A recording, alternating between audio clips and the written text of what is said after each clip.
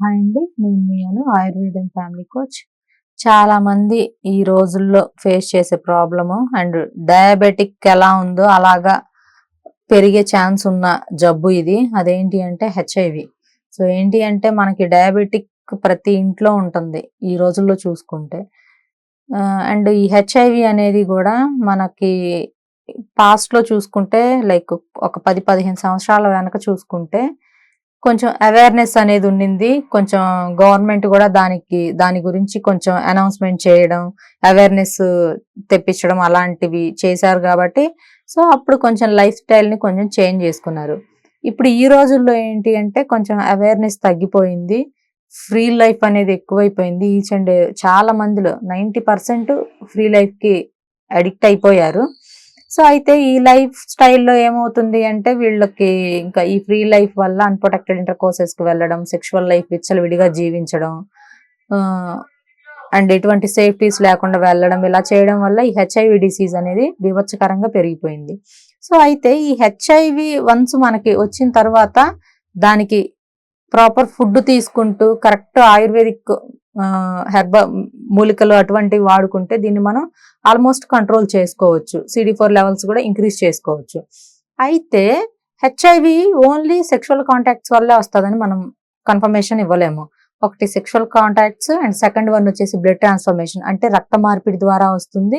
And మూడవది చూసుకుంటే tattoos. It is also మనకి ఇది కూడా ఒక రక్త మార్పిడి కిందనే మనం దీన్ని కూడా క్యాలిక్యులేట్ చేసుకోవచ్చు. అంటే ఒక నీడిల్ని ఒక సూదిని ఒక పర్సన్కి గుచ్చి మళ్ళీ అదే నీడిల్ని అంటే అదే సూదిని మళ్ళీ ఇంకొక మనిషికి వాడితే దీని ద్వారా రక్తం అనేది ఒకళ్ళ నుండి ఇంకొకళ్ళకి సేమ్ నీడిల్ ద్వారా వెళ్తుంది కాబట్టి వచ్చే ఛాన్స్ అనేది ఇది ఉంది. ఇది ఒకటి. అయితే చాలా మందిలో చూసుకుంటే మరి ఇది అసలు తగ్గుతుందా తగ్గదా, దీనికి అసలు ఏం ఫుడ్ తినాలి? కొంతమంది దగ్గరికి వెళ్తే సిట్రస్ ఫ్రూట్స్ తినొద్దంటున్నారు, పులుపు ఉప్పు తినొద్దంటున్నారు, కొంతమంది కారం తినొద్దంటున్నారు.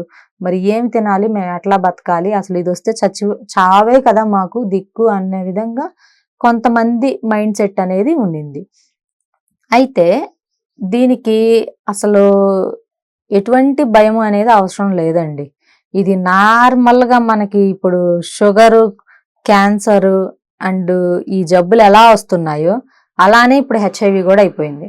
సో దీనికి మీరు ఎటువంటి భయం లేకుండా కొంచెం కౌన్సిలింగ్స్ తీసుకొని అండ్ కొంచెం మంచి హైజీన్ ఫుడ్ తింటూ మంచి న్యూట్రిషన్ ఫుడ్ తింటూ అంటే లైక్ నాన్ వెజ్, పాలు, ఎగ్స్ ఇటువంటివి తీసుకుంటూ చక్కటి స్లీప్ ఉంటూ సో మంచి ఆయుర్వేదిక్ మూలికలు అనేవి మా దగ్గర దొరుకుతాయి.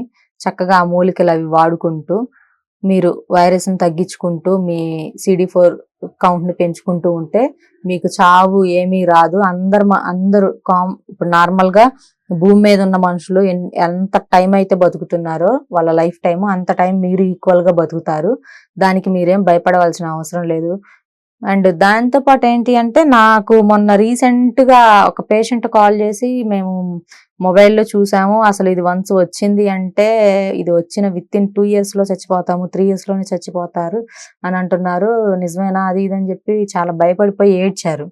సో నాకు చాలా బాధ అనిపించింది. ఎందుకు అంటే రాగానే ఏం చనిపోరండి. వచ్చిన తర్వాత ఏంటి అంటే అసలు హెచ్ఐవి అంటే ఏంటి? హ్యూమన్ ఇమ్యూనో డెఫిషియన్సీ వైరస్ అంటే మనిషి యొక్క ఇమ్యూనిటీని దెబ్బ తీసుకొని ఈ వైరస్ పెరుగుతుంది అని అర్థం. సో అటువంటప్పుడు మనం చేయాల్సింది ఏంటి?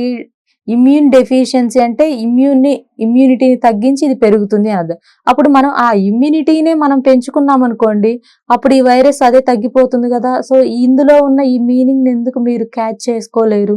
ఎవరో ఏదో చెప్పారని చెప్పి అన్నిటిని గుడ్డిగా నమ్మేసి ఏడ్చుకుంటూ సూసైడ్లు చేసుకుంటూ ఎటెటో పారిపోవడాలు ఈ జబ్బు ఉన్నప్పుడు ఇలా ఉంది సొసైటీలో. సో దీనికి భయపడకండి. కొంచెం ఇంట్లో వాళ్ళు కూడా వన్స్ ఇది వచ్చిన తర్వాత ఇంకా వాళ్ళని మరీ అంటరాని వాళ్ళ చూడకుండా కొంచెం వాళ్ళని మనుషుల్లా ట్రీట్ చేయండి.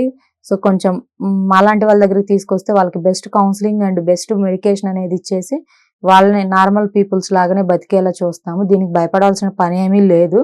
కాకపోతే చేసిన తప్పు మళ్ళీ అగైన్ చేయకుండా ఉంటే చాలు, మంచి ఫుడ్ తింటే చాలు. ఇదొకటి. మరి అసలు ఇది వచ్చినట్టు మాకు ఎలా తెలుసుకోవాలి అని కొంతమందికి డౌట్ ఉంటుందండి. సో వచ్చినట్లు ఎలా అంటే ఫస్ట్ వీళ్ళకి ఫీవర్ కంటిన్యూస్లీ ఫీవర్ వస్తూ ఉంటుంది. జ్వరం ఏంటి అంటే ఈ రోజు జ్వరం వస్తుంది, టాబ్లెట్ వేసుకుంటారు, తగ్గుతుంది, మళ్ళీ వెంటనే వస్తూ ఉంటది. ఫ్రీక్వెంట్ ఫీవరిష్ అనేది ఉంటది ఒకటి. మరి ఇంకొకటి వచ్చేసి బాడీ పెయిన్స్ అంటే ఒళ్ళు నొప్పులు అంటారు. సో ఈ నొప్పులు అనేది టాబ్లెట్ వేసుకున్నప్పుడు వస్తుంది, మళ్ళీ తగ్గుతుంది, మళ్ళీ వస్తుంది. కీళ్ల నొప్పులు, కీళ్ళంటే ఈ చేతులు ఈ కాళ్ళన్నీ గుంజినట్లుగా లాగినట్లుగా బాగా అనీజీగా ఉండడం, నిద్రలో కూడా జుమ్ అని లాగినట్లుగా ఉండడం ఇలా ఉంటది. ఇది కొంతమందిలో ఉంటది. కొంతమందిలో ర్యాషెస్ అంటే దురదలు, అంటే చర్మానికి సంబంధించిన సమస్య. ఇది రెడ్డిష్ గా రావడం, ఎర్రగా గుండ్రంగా దురదలుగా ఉండేసి రింగ్ వామ్ టైప్ లో బాడీలో స్ప్రెడ్ అవుతూ ఉంటాయి ఒకటి.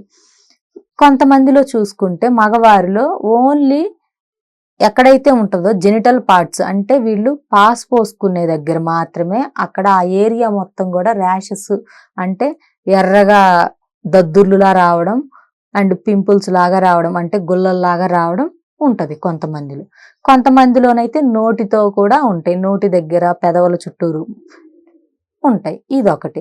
అండ్ కొంతమందికి శోషరస గ్రంథుల వాపు, అంటే ఇక్కడ మెడ దగ్గర నరాలు ఉంటాయి కదండి, ఇవన్నీ కూడా వాపులాగా వచ్చేసి ఉంటది.